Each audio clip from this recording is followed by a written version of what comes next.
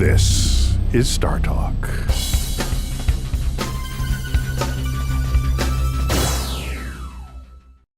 Welcome to Star Talk. I'm your host, Neil Degrass Tyson, your personal astrophysicist. And we are right now recording this episode of Star Talk from the Mashable World Headquarters right here in New York City.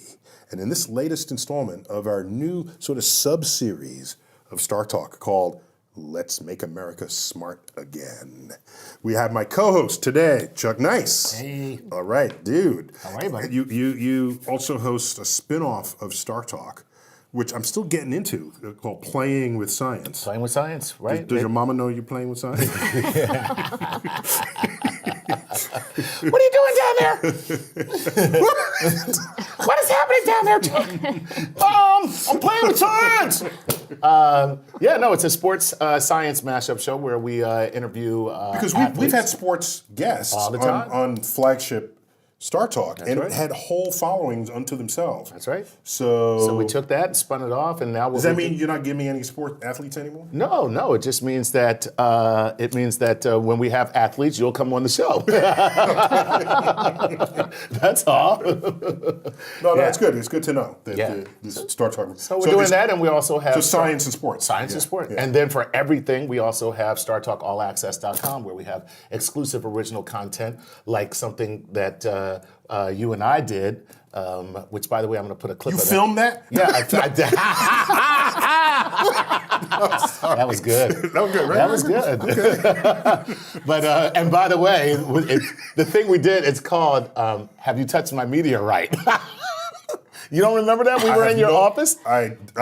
Okay, I'm going to send you the clip of He's this. denying it ever I happened. deny the allegation, and I deny the alligator. I'm going to send you the clip, but you got to put it on Twitter if I send it to you. It's me. We're in your office. Yeah. We're having a conversation, and so this is so funny. In the middle of the conversation, you go, "Wait a minute, have you touched my meteorite?" I said that? Yes, and I went, "No," and then you were like, "Would you like to?" And I was like, "Hell yeah!" I thought you never asked. That's true. I do stash a couple of meteorites in my It was office. actually it was very cool. But Doesn't enough everybody? of that. I know, everybody ought to or should. So for this edition of Let's Make America Smart Again, we're going to talk about the future of NASA. Yeah. And so we brought in an expert on, I mouth off about NASA, but there are very few experts on this. And we've got one with us, Ellen Stofan. Yeah. Ellen! Hey, In the nice house. to be here. And you're the former chief scientist at NASA. That's correct. That sounds like a badass That really business does. card to the. God. Yeah, I'm chief. By the way, I would just walk around all the time to just, hi, yes, double latte, chief scientist at NASA. Oh, Thank when you that's very your much. name. Yeah, That's what they exactly. write on the side. Right, when they okay. say, and who is this for? Chief scientist, NASA. Right, yeah. So your background is as a planetary geologist. That's correct. Very cool. And so thanks for helping us out. Oh, happy to be do here. this. And so we this is a Cosmic Queries version of Let's Make America Smart Again. Absolutely. And so we're going to just take questions. They've been pre-solicited from our fan base and social media typically. That's Okay. correct. And these are questions about NASA and where it's coming, where it's going. And just to be clear, you're no longer the chief scientist. You've left that post. That's right. I stepped down in December at the end of the administration, and so now I'm trying to figure out what to do next. The man whose name goes unmentioned. Right. The exactly. administration. The administration. What was your academic post before NASA? Before that, I worked for a small group of people at a company called Proximy Research, and I did research on Venus. I'm a member of the Cassini radar team. You did research on Earth about Venus. Oh, correct. It's a little hot on Venus. So I study volcanoes Where I on. winter. I winter on Venus. Yes. I study volcanoes on Venus, Mars, Earth, and one of the moons of Saturn called Titan. Nice. So you're a volcanologist. That is correct. Volcanologist. Are you out of your Vulcan mind? I was gonna say, yes. That's that line from Star Trek. Out of your Vulcan mind. Damn it, man. So. It's almost as good as chief scientist, but not quite. Just to let the audience know, there's certain positions at NASA that are appointed and that they rotate, so that you're not a career civil servant in that post.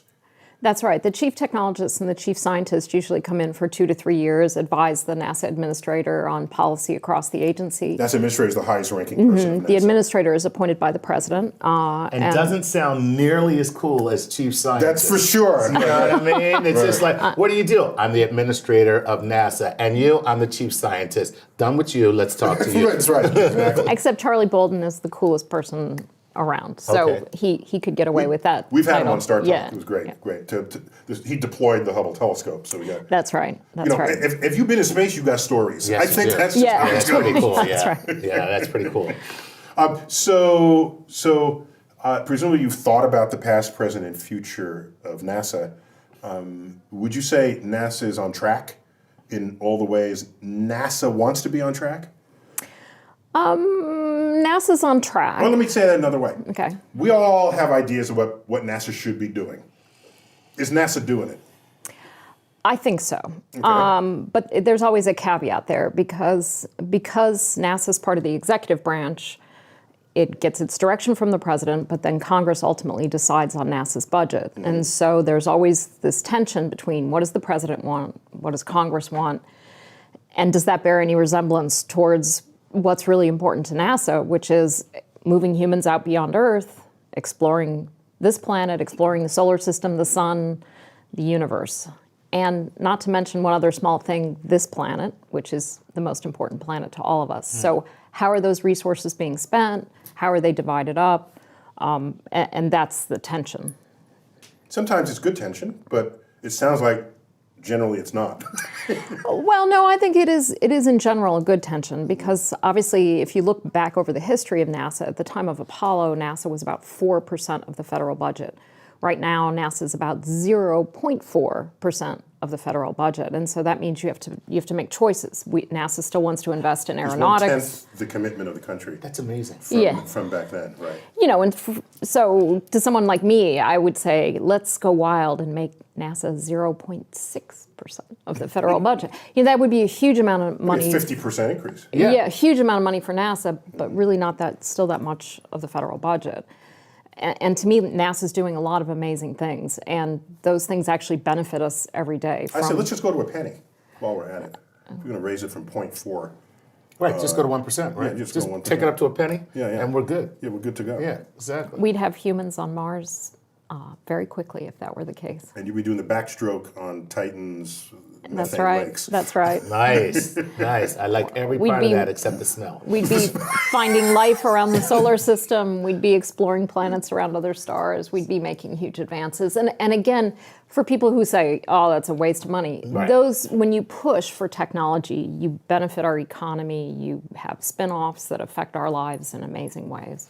So let me ask But just to be go clear, ahead, go since ahead. we have so, I think methane is odorless.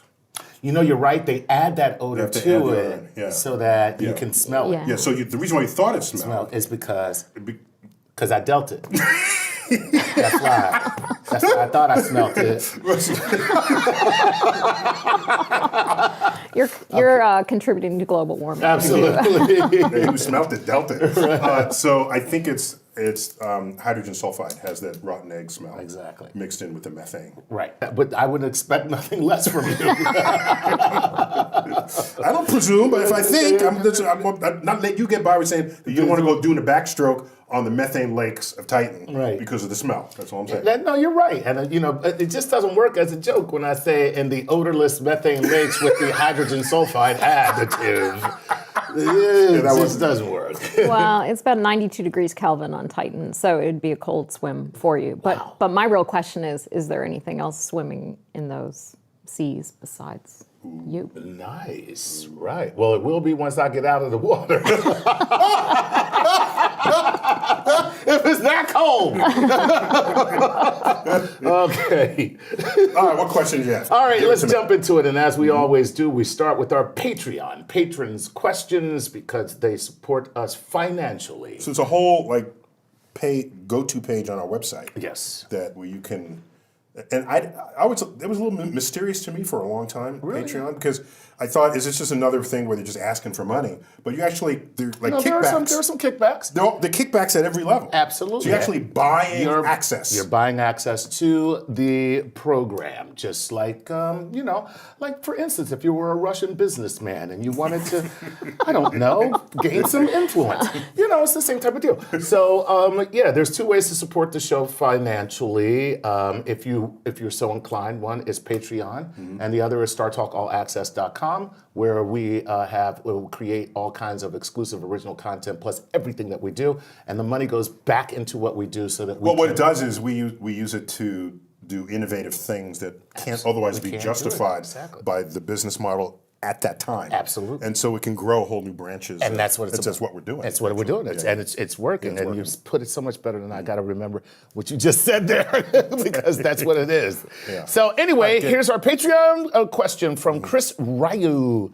Chris wants to know this. Hey, let's fast forward a decade or even a few and imagine a permanent Mars colony, assuming that NASA was responsible. What changes do you think there would be to the role of NASA globally? Would it perhaps take on a more worldwide role? Would it become maybe WASA? And that's Chris from the Atomic Club, or the Atom Club in Struminster, Newton, United Kingdom. Ooh. Very good. Well, first of all, I think before we actually have a colony on Mars, it's going to be a little bit more than a decade or two, because those first journeys to Mars with humans, which will probably be in the early 2030s for an orbital mission, hopefully down onto the surface soon after that. Soon after, you mean other missions? Yeah. So the mission that first goes into orbit is not going to be the one that lands? I don't think it'll be the one that lands, because that entry, descent, and landing on Mars with humans is so hard because the Mars atmosphere is so thin. So we're hoping to get humans down on the surface by the mid to late 2030s. To really have people there for sustained long periods of time, I think we're maybe 3 or 4 decades away from that.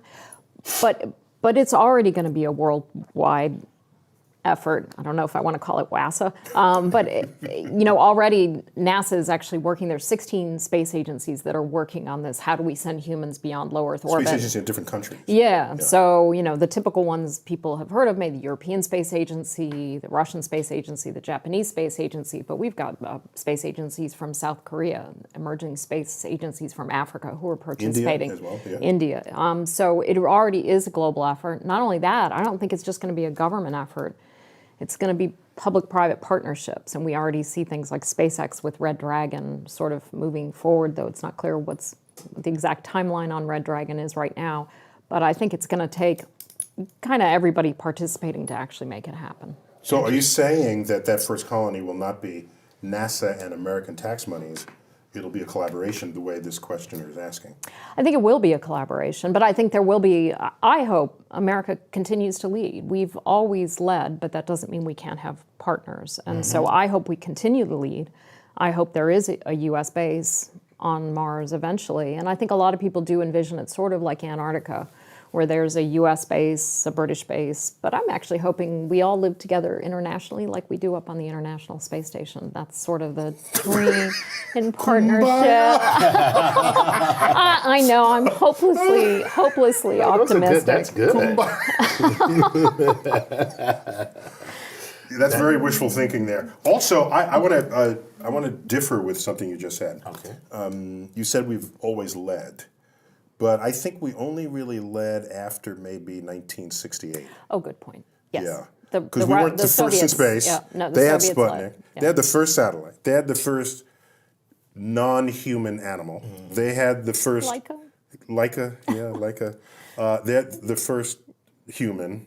They had the first woman. They had the first black person, a Cuban. They had the first space station. They had First landings on Venus. Yeah, first landings. They actually have the first photo of Earthrise on the moon, which wasn't released till after our photo was. So we were reactive to so much of what Russia did, leaving me to wonder that if Russia never went there, whether we would have ever had a space program in the first place. I think we may have eventually, but it would have come much slower. And so there's an interesting parallel going on with that right now as you see the rise of the Chinese space program. Right.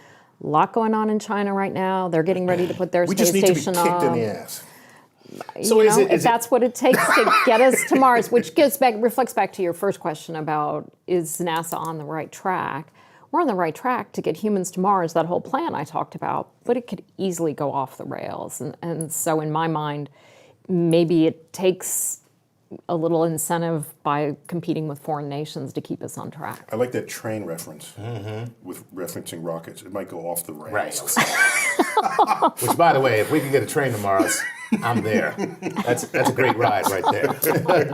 All right, what else you got? All right, here we go. Hey, along the same line, this is Gunnar Kane from Facebook says, do you think NASA will lose significant funding in the near future? Since we're talking about all these grandiose plans, especially with competition. And if so, what will NASA, what research will be halted first? And I would like to add to that, what are we doing in terms of public-private partnerships? Because if we're losing funding, are we supplementing that in some way? Or is it when we pull funding away, that's the end of it? Programs just shut down. Yeah, NASA hasn't been losing funding. Actually, over the last several years, our budget has gone up over the president's request and up. It's barely keeping pace with inflation, but it is going up when lots of other parts of the federal budget are going down. And that's because NASA still continues to have huge bipartisan support in Congress. So, Because it has 10 centers, half of which are in blue states, the other half are in red states. That's the way to do it. That's the so it continues It goes deep. to have a lot of support. What again, though, the subtleties are, for example, I testified in February before a congressional hearing on the future of NASA. And there was a lot of talk by some members about, do we need to refocus NASA's budget? Do we need to focus NASA on what it should be doing? That's a bit of code for why is NASA doing earth science? And that's when I start to get worried. So it's not only the absolute number, it's how is that money spread around? And to me, NASA's earth science budget is an extremely important part. If we don't measure what's going on this planet, we're not going to understand it. Because Earth, after all, is a planet. It is a planet. Yes. In case you didn't know that. We have time for one more before we go to break. Okay. All right. Okay. Let's make this interesting. Chad Thompson would like to know this. Could NASA be the precursor to something like the Star Trek Federation, which is really kind of cool? I mean, now you spoke to that kind of briefly, but is there a concerted effort to bring these agencies together globally? There is. There's something called the Global Exploration Roadmap. You can Google it. All these space agencies, the heads of all the international space agencies get together several times a year and meet and say, what are we doing? How can we work together? How can we, everybody's got limited resources, so it's better to work together. And so, if you look at the space station, people have suggested it should be nominated for a Peace Prize. It's literally higher ground where we can get along. And to me, if we can keep space in that realm, the better off we're going to be. In fact, the space station is the greatest collaboration of nations outside of the waging of war. If you look at the budget. God, that is so Isn't that discouraging. Isn't that an interesting fact? I mean, it's heartening in one respect that we can get together and do things. Well, so there's the Olympics, there's the World Cup, Okay. and there's a space station. If you look at the budget that drives these, the space station is a greater budget and a greater sort of total investment. And the only other time nations get together like that is to kill one another. Damn. Yeah. We are awful. You know that? Human beings, you suck. This Except for space. Except for space. This is why we should fear AI. Because when it achieves consciousness, it'll be clear to it that we just have no right to be alive at all. There you go. That'll be its first task. Let me tell you something. I have no intelligence at all, and I still agree with that. We're done with this segment. When we come back, more of our Cosmic Queries edition of Let's Make America Smart Again. See you in a moment. We're back. Star Talk. We're talking about the future of NASA in this edition of Let's Make America Smart Again. I'm your host, Neil deGrasse Tyson. I've got my co-host, Chuck Nice. Hey. Tweeting at Chuck Nice Comic. Thank you, sir. Yes. All right. And I've got with us, since we're talking about the future of NASA, we got somebody who has just been working for NASA for the last several years in the capacity of chief scientist. I've got Ellen Stofan here. Ellen, Hey, thanks nice for to be coming. here. Not your first time on Star Talk. Not my first time, but always happy to be here. Excellent, excellent. We love this. And so, Chuck, you've been soliciting queries. Yes, I have, from all about over the internet. About the future of NASA. So let's correct. see. And in this, again, our goal here is to imagine a smarter America going forward. Absolutely. So let's see, what do you have here? All right, so Ana Jesus, coming to us from Facebook, would like to know this. What is the main difference between NASA and SpaceX in terms of what they would like to achieve in space exploration in the near and far future? And let me add to that, what is the chief purpose of NASA, or what is NASA's mission statement? Well, I should be able to quote NASA's mission statement from memory, but I can't. But it's basically to understand our world, our solar system, our universe, and to use technology to move humans beyond Earth. That is really, if you want to sum it up, that's NASA's mission: exploration, knowledge. Cool. So SpaceX mission. is a contractor to NASA. NASA has lots of industry partners. SpaceX is one of them. They launch cargo up to the International Space Station. Starting next year, they'll launch crew up to the International Space Station from Florida. So they're one of many contractors. Now, obviously, SpaceX has obviously stated that they want to see humans on Mars. NASA wants to see humans on Mars, so our goals are actually really aligned, and we have a partnership with SpaceX to help them land one of their Dragon capsules on Mars. And I'm excited because they've done a lot of work on entry, descent, and landing that'll hopefully make it able for us to land humans sooner. You said on earlier Mars. that one of the challenges is that Mars has a thin atmosphere. Could you detail why that's more of a challenge to EDL, entry, That's descent, right. land, than on Earth? Our atmosphere is much denser. So if people haven't seen, there's a great video that JPL put together before the Curiosity Jet Propulsion rover, Laboratory. before the Curiosity rover landed, called 7 Minutes of Terror.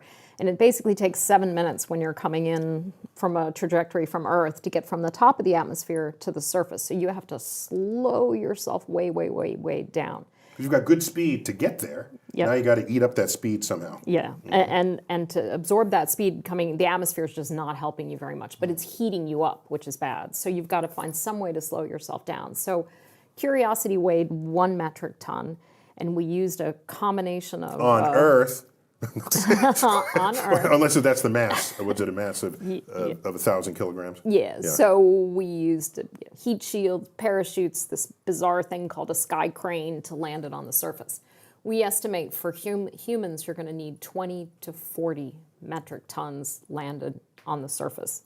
And the more you can bunch that into single landings, the cheaper it is. So there's issues with that. So how are you going to slow yourself coming down? You're going to have to use something called supersonic retropropulsion, which basically Sounds like it means hurts. it does, because you're firing retro rockets while you're going at supersonic speeds, which causes all kinds of turbulence. Everything you're shooting out the back comes back at your spacecraft at supersonic speeds. So it's a crazy thing. SpaceX has actually been working on it. Oh, that's right. So if you're moving supersonically and you try to put retro exhaust in front of you, you overtake the exhaust. Right. Exactly. That's so wild. Yeah, that's wild. Yeah. So wild. it's complicated, to say the least. So You we can't just roll have down the work to window do. and stick your hands out to slow down. No. So, and it's not that it's an insurmountable, oh my gosh, we can't ever send humans to Mars, it's too hard. And it frustrates me sometimes. I'll see commentary of saying, oh, we just need to stick at the moon. Mars is too hard. Mars is not too hard. We can figure it out. Yeah. Just any engineer would froth at the mouth to have the opportunity to solve these problems. Exactly. And again, when you solve tough problems like that, you're stretching technology, you're stretching computational skills. You're patenting. You're patenting inventing, stuff. yeah. You're spinning off stuff into our economy right here on Earth. Give me another one. All right, here we go. This is Jeff Sosteretz. And Jeff says, Chuck, you have butchered my name too many times. I'd like to clear the record. It's sauce like spaghetti and Tourette's like the syndrome. Sauce Tourette's. Thank you Thank you, Jeff, for phonetically clarifying your name. Here's what he wants to know. What is the average age and education of a NASA employee? Is the demographic getting younger or older over the years? So are we attracting people to NASA? By the way, we all saw the video of the launch and return of the first stage in the SpaceX rocket, and you see mission control for SpaceX. There's nobody there over 30. There's one old fart who's 40 in the corner, who's looking around like this. Everybody else who's jumping and hooting and hollering, if they're 35, that skews young, it looks to me. It does skew young. And if you look at our NASA centers, which again, we have 9 NASA centers plus our federally funded research and development center, the Jet Propulsion Laboratory, making 10 FFRDC. around the country. Is that how it rolls? If you're in the loop, If you're in the FFRDC. RDC, exactly. Right. no, you still struggle. You still stress I out. almost, Yeah, it almost rolled off, you know what I mean? It's hard You know? to get it to roll off. Yeah. But I need to know more about the FFRDC. the average age is about 52 to 56, depending on the center. Now, part of that is because we have people who don't want to leave. You know, they love what they do. They're still productive. We've had scientists who are still, writing significant papers in their 80s. So that does tend to hurt your Averages. statistics. On the other hand, I know it was in the 60s, everyone just died at age 60. That was it. Well, it's kind of. So, we have people who don't like to retire. They It's the love ham what they and the do. smoking. That's it. A lot of smoking and a lot of ham consumption. ham was a big part Ham of was American a diet big back part then. of American It diet back was. then. Every holiday, Yep, everything. everything, yeah. And then when you didn't have ham, you had Spam. And like, really? But we're I told healthier my now. son that Spam was food, and he said, "What, Daddy? What?" Dad, you're eating emails that you don't want? What? We've also had periods of time where the federal government has hiring freezes on, and NASA downsized when the shuttle program ended. So all of that's combined to make our federal workforce older, and we need more younger people in there. When you have a hiring freeze, but it applies to NASA, it's a brain freeze. Nice. Ooh, is that good? Is that yes, good? exactly. What do I get on a B plus? I'm gonna give you a B plus on C. that one. You said C? Yeah. Okay. B. No. No, it's a brain freeze. It's a brain freeze. If it applies to NASA, it's a brain freeze because you're not bringing in fresh brain blood. All right. Right. Which means that those resources are being allocated someplace else, most likely Wall Street. You know. Right, and the other thing is though, you really want that mix of ages Yeah. because we've got people who really know how to land on Mars. We have people who know how to keep humans up in space safe. So you need that kind of wisdom, and you need the fresh blood coming in that's going to carry that forward. But you also so you need a both. culture with fresh blood who is not biased by how you always did do it, can be open to a new idea. Exactly, and that need for innovation is something that we worked on a lot over the last couple of years at NASA. How do we ensure that we're the most innovative? As a 50-year plus old agency, you really do worry about, are you being the most innovative? And NASA worries about that. Mm-hmm. Interesting. I know the age of NASA because it was founded the same week I was born. 1958. So I feel the pain. Yeah, a lot of people don't. I feel. A lot of people don't know this, but He feels that lack of innovation. yeah, whenever Neil calls NASA, the message is, "I'm your father." So,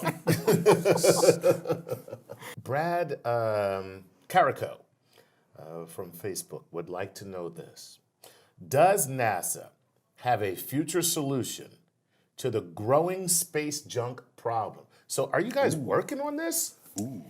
NASA's working on it. Where's space junk come from? Space junk is because over the last 50 plus years, we put a lot of stuff up there. Some of it has broken up, so there are actually even like old stages of rockets, pieces of spacecraft. There was an occasion a couple years ago where 2 spacecraft ran into each other, and it created a whole lot more pieces of debris. So there's just a lot of stuff up there. Now it slowly deorbits, But we do worry about it. A couple times a year, they have to move the International Space Station slightly to avoid space junk, other satellites. We have to watch when we launch things to say, is there anything else on the path? Now, space is big, so this isn't anything to panic over, but space agencies around the world and private companies are looking at how do we literally vacuum that stuff up? And I've seen proposals back up. Wait, the space station is not a particularly nimble thing. No, it is not. And it's not even sort of structurally, I mean, I like this. For those of you who are Make him do listening, it some more. Neil is doing a space station dance. No, so my two arms are like the solar panels. Right. Okay, yeah. And it's You're going to so participate here. like if you push over here, this will like bend, but you're not going to push the whole thing. I mean, so you're telling me they do avoidance maneuvers with the International Space Station so they don't run into somebody's shoe or whatever piece of debris was left in space? They do. And they've even had rare occasions where they've realized there was debris approaching the space station and they haven't had time, because obviously to do a maneuver, you have to plan this out. This isn't something you want to be like, oh yeah, let's move. Psh, you know. It's not the Millennium Falcon who can Right. No. So there have been times where the astronauts have actually retreated into the Soyuz capsule and waited out a potential debris encounter. Don't you love the way that's phrased? A potential debris encounter. Right. Something crashing Death, into the space yes, station. yeah, death. Right. NASA for death. But it's avoided. I mean, the space station, if you looked at it closely, it's got little pings and pockmarks all over it from little tiny pieces of debris hitting it at 17,000 miles an hour. And so that creates little problems. But so far, but to get back to your question, no problem. No problem. 17,000 mile an hour debris. That's all. But that's why it's getting old. And at some point, we will have to deorbit the space station. Right now, it's funded through about 24. By about 28, this, for example, the 2024. 2024. So by about 2028, a lot of the systems will be degrading, especially the solar panels, which are getting pinged by this micro debris all the time. So when we deorbit that, who puts a new one up there? And when do we do that? You know, that's a great question. And so there's this big, what is going to happen to low Earth orbit after the space station? Is it going, you know, if you talk to NASA, they would like it to be the private sector that moves in, private space stations, a place for, you know, private space companies, Blue Origin, SpaceX, Orbital ATK. Let's find the private sector going to low Earth orbit. As imagined in the film 2001. Exactly. There was Howard Johnson's up there. Pan Am ran the shuttle. Right. Pan Am, for those of the younger of our audience, Right. a former airline company. It's the Virgin America before America was a virgin. Okay, that's good. But, basically you know, what it was. Yeah. If you really get underneath that, NASA spends about $3 billion a year on the International Space Station, and if we want to send humans to Mars, we want to take that $3 billion and start building what will be the Mars transfer vehicle, what humans will go in on that journey to Mars. If they have to keep spending it on the space station, there's not going to be no money to go beyond low Earth orbit. Couldn't we just have another $3 billion? Yeah. That's how I would look at it. That would be a great solution, wouldn't it? Then we wouldn't have to worry about this. But as it is, there's not enough money to do both right now. There is not. So NASA's budget plans for moving humans to Mars count on the space station budget declining through the mid-2020s and zeroing out in the late 2020s. So now, okay, I'm sorry, I have to ask this. Since you were there, and this all sounds highly political to me because you're talking about budgetary issues, but isn't there a way to take the billions of dollars that are going into Lockheed Martin making a fighter jet that we do not need, or tanks that we are building that the military has said, we do not want them. But yet, because it's a jobs program, we have to make them anyway. Couldn't we just find a way to shift this money over to NASA so that, I mean, there's clearly inherent benefits and discovery and technological advances that will be wrought from going to Mars, as opposed to a tank that we're never going to use because we're never going to fight conventional warfare again. We now have nuclear wars. Anybody we're going to fight is going to have a nuclear warhead too, so we're not going to do that. So why can't we just find a way to politically get the senator or the congressman to say, hey, look, we'll give you the money. You just got to build whatever you're going to build over in my district. Chuck Nice 2020. I was going to say, are you ready to go up there and make America appreciate science more again? I can't remember your... Make America smart again. There we go. There we go. Yeah, but I mean, what is the process at NASA to talk to these people? Well, NASA can't lobby Congress. That's not actually allowed. So outside supporters can talk to NASA. I am flabbergasted. NASA can't even advertise. No, that's not. That's you not guys allowed. are killing me. Are you kidding me? Well, wait. No. Just to be clear, what the military does when they have TV commercials during the Super Bowl is not. That's not technically marketing. They're recruiting. No. Yeah, they're recruiting. Yeah. Oh. So what happened was when I was on one of my commissions, we were approached by an ad agency that wanted to create sort of public service spots for NASA to recruit.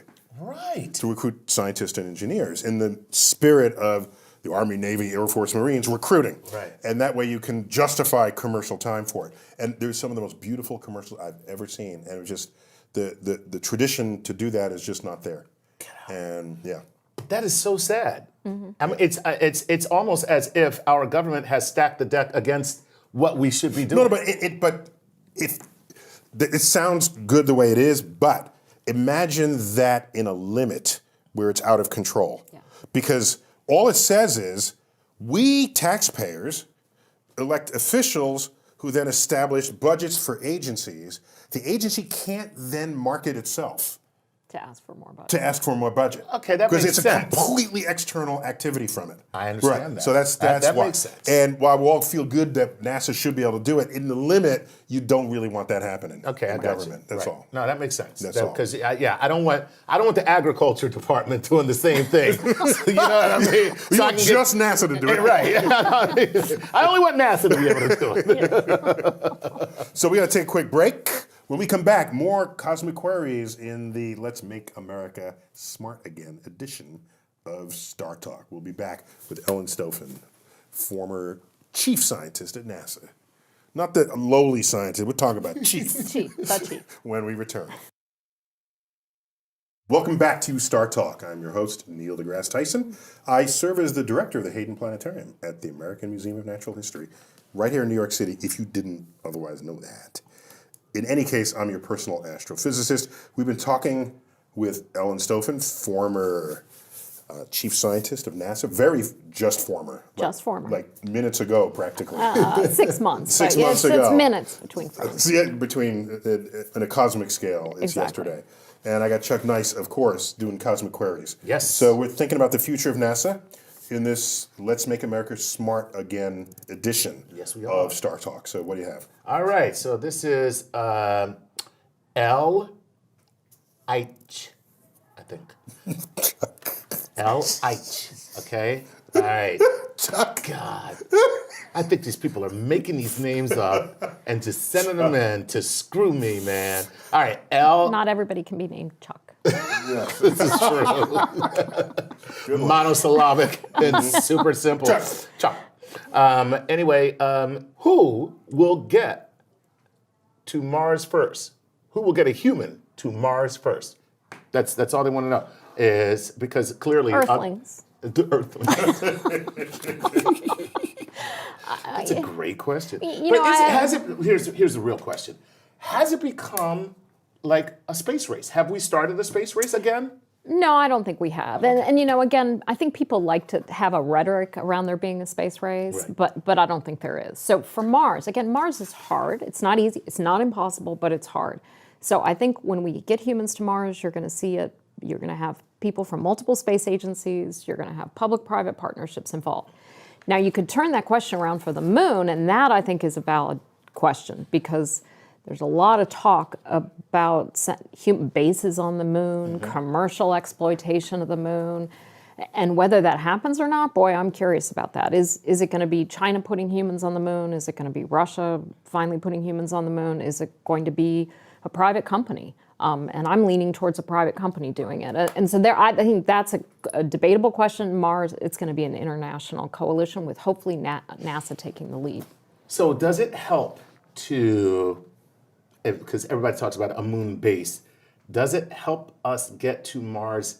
Is it easier for us to get to Mars from the moon than it is for us to get to Mars from here? So in other words, could the moon be a staging place to launch to go to Mars? It's a great staging place because if you think about it, you're going to need a multiple module vehicle to get to Mars because you want to always have multiple modules in case something goes wrong with one of the modules. You can seal it off and still have a safe place to retreat to.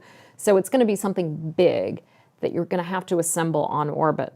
Why not do that out in orbit around the moon where you can use a lunar gravity assist to get you ready to go to Mars? So staging from lunar orbit makes sense from a gravitational assist point of view, as well as just you're going to have to stage somewhere. Why not do it there? Just to be clear, you're not talking about staging from the lunar surface, which requires landing and ascending once again. Staging from the lunar surface really doesn't make any sense because it's different technology to land on the moon. The moon doesn't have an atmosphere, so you'd have to develop all these technologies specifically to land on the moon because, frankly, all those things we developed for Apollo are basically gone at this point. We'd have to sort of start all over again.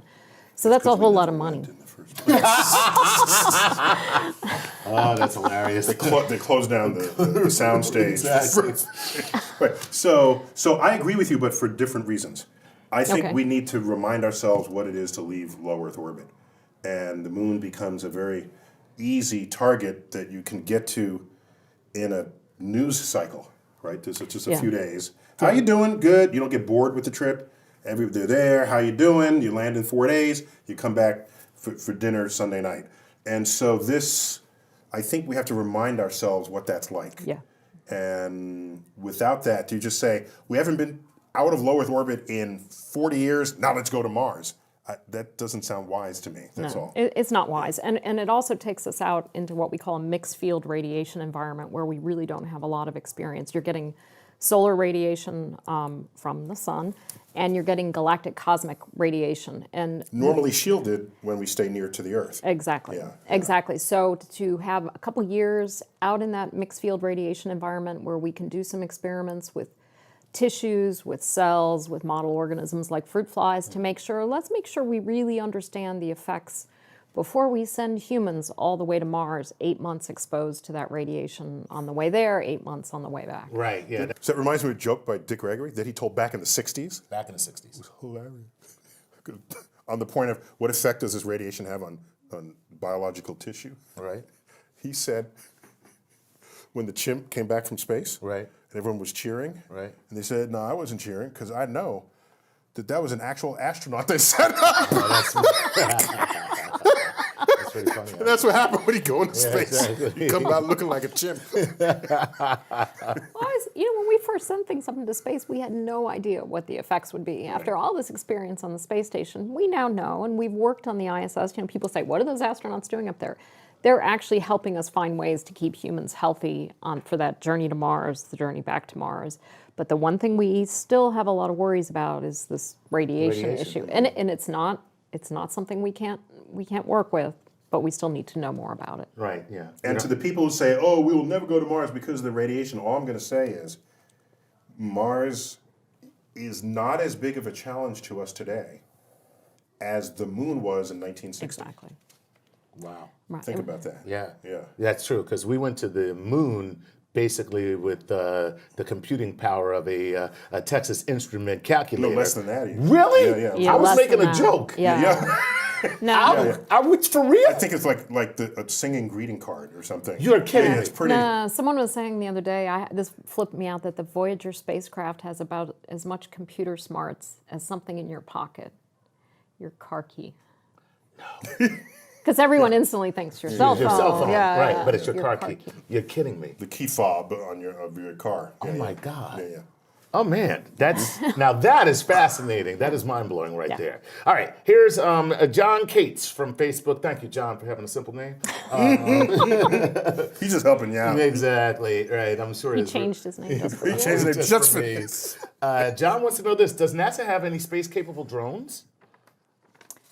space-capable drones. These would be drone rockets, I guess. Drone 'cause rockets. all drones we know All- of require air for buoyancy. Right, and all our spacecraft are robotically controlled. So they were drones they're all anyway. kind of drones anyway. Good Most answer. of what we do is robotically, remotely controlled. So pretty much all of NASA is space-capable drones. So drone is everyone else's first encounter with a remote-controlled autonomous thing. Now, what he may be asking about, and I'm going to make his question into maybe not the question he wanted, was the Jet Propulsion Laboratory is working on a helicopter for Mars that you can think of as being like a drone that would fly here on Earth. And a group from the Applied Physics Lab has proposed to one of the NASA mission programs to send basically a quadcopter to Titan, Saturn's moon. So people have been proposing to use drone-like, what we would think of for drones here in Earth's atmosphere, to go explore planets with atmosphere. Yeah, but if you send a remote-controlled helicopter to Mars, first it would need really big rotor blades because the atmosphere is so thin. But now you want to remote control it. You got issues. What are the issues? The big issue is there's about a 20, it depends on how far away Earth and Mars are, but you have an inherent, relative to each other, but we have an inherent up to kind of 20-minute to a half-hour one-way trip time for a command. Right. So you send Speed a of light command. Yeah, it's just nothing can be done about it. I have audiences all the time saying, "Can you fix that?" No, and then they'll say, "No, really, can't you fix that?" Right. No, it's called the speed of light. No, I It's can't not fix just that. a good idea. It's the law. It's the law. Exactly. right. Can't fix that. So you have to have basically computer program sequences to command it. There's no real-time joysticking. And this is where AI comes into play. Because Exactly. you would have to equip the drone with the capability of recognizing terrain and situations and then be capable of making decisions on its own. Exactly. AI gets to Mars and you say, do you need my help? No, we got this. Yeah, exactly. Exactly. Right. Yeah, because they're good, really. I'm good. We good. Right. We good. We good. So think of it for humans, because now all of a sudden, Houston, we have a problem, and you're going to wait 20 minutes, and you'll hear back what, or Right. can you clarify? There's none of that. So you really do need AI. You need It'd be twice friendly that. HAL, It'd be as I twice call 20 it. minutes, right? Yeah. So yeah. It's 20 minutes there, 20 minutes, so it's a 45 minute. So basically, AI is Houston. We had a problem, but it's all taken care of. Yeah, we solved it. We Yeah. solved it. Exactly. And just think of that, though, on the other side for human mental health. You haven't seen your family in 7 months, and you call your spouse and you say, "Honey, how are you doing?" And 20 minutes later you hear, 40 minutes later you hear, "What?" Oh no, that's my marriage right now. What you talking about? I ain't got to wait to go to Mars. That's called my household every morning. So there's no witty repartee when you're They're traveling not to the depths ignoring of space. you. They're just focused on something else. And there is nothing very right. And like you say, that's the speed of light. So there is no subspace communication. That's why people ask you, can you fix it? They're all Star Trek fans like myself, and they want to know, how do I get subspace communications where I can talk to somebody in real time Right. across a galaxy? There's no episode of Star Trek where there's a time delay between communication. Exactly. No, there's not. Right. Yeah, Okay. that always makes me We've got crazy. time for one more question. Okay, all right. With all the buzz about Mars, because we've been talking about it, Europa and Enceladus, does NASA have any interest in looking towards the inner planets like Mercury or Venus? And I know you used to study Venus. Oh, man, yeah. Dr. Funky Spoon and I are old Venus Funky's pals. one of our Star Talk All-Stars. So Venus is the Earth gone bad. A lot of the times we refer to it as the Earth's evil twin. Nice. So made of about the same Nice. material. What's wrong with you? I just fell in love with Venus. It's like Venus is the Earth gone bad. You stay away from Venus. But I love Venus. I can't stay away. You can't stay away. You sound like David. So the problem is, here you've got this planet that, again, started out in about the same place in the solar system, made of the same stuff. It's like you put 2 chocolate cake mixes in the oven, and one came out chocolate and one came out lemon in the end. Now, this is important because you could say, well, who cares that Venus went down this alternate path where it's 900 degrees Fahrenheit on the surface, there's a runaway greenhouse. Well, we're starting, in the last couple of years, we found over 3,000 planets around other stars with our Kepler Space Telescope. And what we're looking for is Earth 2.0, this habitable planet around another star. So this makes us even more curious about Venus. You had kind of multiple chances in our solar system at habitable planets. only the Earth was able to maintain long-term habitability. Venus might have had an early ocean, lost it. Its CO2 is in its atmosphere. It has a runaway greenhouse. Why? How hard is it to make Earth 2.0? Venus can help us figure that out. Oh man, that's pretty damn cool, I gotta say. God. Venus is way cool. It's the ignored planet of our solar system. I love me some Venus. It's beautiful in the evening and morning sky. It is. Jason de Guzman wants to know this. What NASA project that is canceled that you wish would be revived? Damn good question, nice Jason. Easy. My Titan boat proposal, I proposed to send a floating probe to a sea at the North Pole of one of Saturn's moons to find out, is there anything living in that alien sea? Someday it will fly. This is an ocean of liquid methane. Exactly. Methane, the gas that comes out of a household stove. Okay. And if you say so. comes out of other places. Other places. We'll go with stove. We'll go with stove. We'll go with stove. In the suburbs, it might be propane, but typically in cities, it's methane. Okay. The simplest of the hydrocarbons, if I remember correctly. CH4. CH4.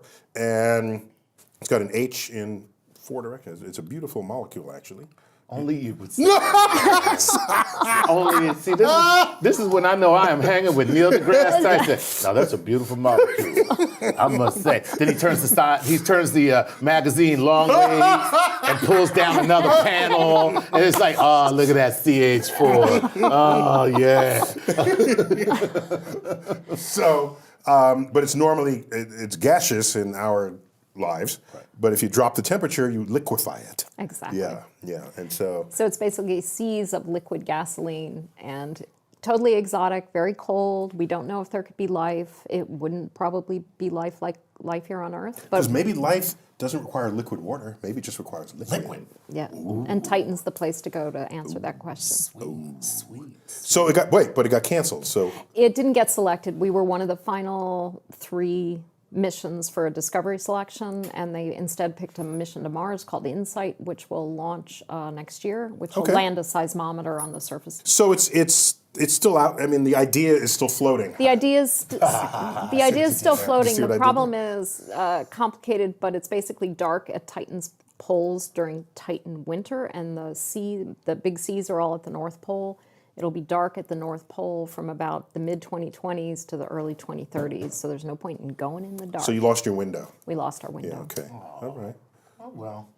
Don't keep. It, Oh, well. It's still gonna be there. It'll be there. It'll be there. Yeah, I'll be too old, but it'll be there. Well, that's all right. But That's we'll why- know it was your dream when it happens. Exactly. And if we continue to train the next generation of people to become scientists and engineers, or as a minimum, to embrace what scientists and engineers do, then this is a recipe to assure that America will become smart once again. Yes. Well, let's please hope. That's our dream. There's no hope. Hope is what you have when you've confessed you have no impact on the outcome. Right. Well, there you Think go. about That's that. No, that's very good. Right, Yes, right. Exactly. Okay. Right. Hope and prayer, that's what you do when you're not in control. Exactly. Okay, so I'm saying, let's get in control. Then no, you don't have to hope, and you don't have to pray. There you go. And when you look at all the people who've been shut out of STEM for so long, and that if we now can get those kids involved in STEM, we're going to have a much larger, more innovative, more creative STEM workforce than we've ever had Science, before. technology, engineering, and math. There you go. You got it. STEM. You've been watching and possibly only listening to Star Talk. Let's Make America Smart Again edition with Cosmic Queries. And I've had Ellen Stolfen. Thank you, Ellen, multiple Great to times be on here. Star Talk. And always great to have you. Get your insider insights into the past, present, and future of NASA. Chuck. Hey, man. Always good to have you as my co-host. Of course. I've been and will continue to be your personal astrophysicist, Neil deGrasse Tyson. Until next time, I bid you to keep looking up.